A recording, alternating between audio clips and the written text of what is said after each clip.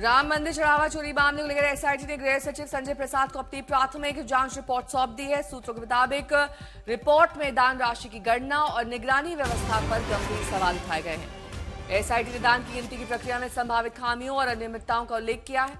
सूत्रों के अनुसार अभी तक जांच में किसी भी व्यक्ति को क्लीन चिट नहीं दी गई। रिपोर्ट सौंपे जाने के बाद अब शासन स्तर पर आगे की कार्रवाई का निर्णय लिया जाएगा। जांच के दौरान गणना कर्मियों के चयन की प्रक्रिया की पड़ताल की गई। एसआईटी ने गणना कर्मियों और ट्रस्ट पदाधिकारियों के बीच संबंधों की जांच की है। सूत्रों के मुताबिक कुछ कर्मचारियों के खिलाफ मुकदमा दर्ज करने की सिफारिश भी रिपोर्ट में की गई है। मंदिर के आंतरिक व्यवस्था और संचालन के लिए जिम्मेदार कुछ पदाधिकारियों की भूमिका भी जांच के दायरे में है।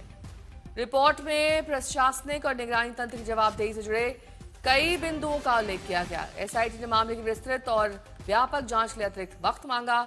जांच को आगे बढ़ाने के लिए सहयोगी अधिकारियों और अतिरिक्त संसाधनों की मांग की गई है। विस्तृत जांच रिपोर्ट आने के बाद मामले में बड़े खुलासे और कार्रवाई की संभावना जताई जा रही है। आशीष श्रीवास्तव मेरे सहयोगी जुड़ गए हैं तमाम जानकारी के साथ। आशीष, ये रिपोर्ट सार्वजनिक कब तक की जाएगी? देखिए नेहा, सबसे बड़ी बात है कि रिपोर्ट अभी इनिशियल स्टेज पर है और अभी संजय प्रसाद जो एसीएस गृह हैं उनको सौंप दी गई है।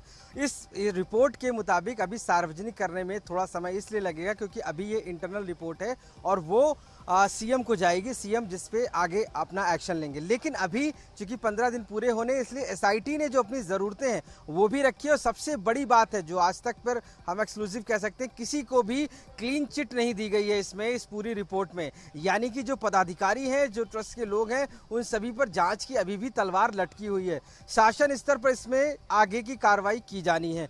दूसरी सबसे बड़ी बात है कि जो पदाधिकारी वहां पर हैं, जो शक के दायरे में है, उनकी एक लिस्ट पूरी तैयार करके एसआईटी ने सौंपी है और वो उन लिस्टों पर ये कोऑर्डिनेशन एक दूसरे के साथ समन्वय नहीं बन पाया। यानी कि जो बातें एक दूसरे से कही गई वो मिल नहीं पाई, मैच नहीं कर पाई। ये भी एसआईटी ने जिक्र किया है। एसआईटी रिपोर्ट में जिस तरीके से जो सामने निकल कर आ रहा है उसमें यह भी आ रहा है कि जो दान गिनने वाले लोग हैं उनकी भूमिका बहुत संदिग्ध है और उनकी भूमिका पर भी एसआईटी ने सवाल खड़े करके उस रिपोर्ट को एसीएस को दे दिया है। साथ ही साथ जो कार्मिक हैं वहां पर और ट्रस्ट के जो लोग हैं उनके बीच जो कोऑर्डिनेशन था वो एक जैसा नहीं था उसमें भी। और अब एसआईटी ने यह भी कहा है कि उसको मुकदमा दर्ज करना है तो उसकी संतुष्टि भी चाहिए। तो इसलिए क्योंकि एसआईटी अभी जांच कर रही है, मुकदमा नहीं किया था, अब मुकदमे के लिए बात कह दी गई है। यानी कि अब तो ये जाहिर हो गया है कि कथित दान चोरी की जो बात कही जा रही है वो कहीं ना कहीं पूरी तरीके से एसआईटी के साक्ष्य में मिला है और एसआईटी अब उस पर मुकदमा भी दर्ज करेगी और गिरफ्तारी भी होगी। तो ये तो साफ और क्लियर हो गया है। तीसरी सबसे बड़ी बात है कि जिस तरीके से रिपोर्ट में प्रशासन की निगरानी तंत्र और जवाबदेही से जुड़े कई ऐसे बिंदु थे जो लूपहोल पाए गए। यानी कि उन पर पूरी तरीके से सर्वेलेंस नहीं था, पूरा मॉनिटर जो था वो पूरा नहीं था। इस वजह से भी उसमें कहीं ना कहीं खामियां पाई गई हैं। तो ये जवाब भी देना होगा। एसआईटी ने इसको पूरी तरीके से ये भी कहा है कि जो सहयोगी अधिकारी हैं, अतिरिक्त संसाधनों की मांग की गई। यानी कि कहीं कहीं पर जो सीसीटीवी कैमरे हैं, एआई कैमरेज हैं, उनकी फुटेज जो बरामद करनी है उसके लिए अतिरिक्त फॉरेंसिक संसाधन भी चाहिए जिससे कि हम उस जो सबूत हैं उसको पूरी तरीके से रिकवर कर सकें।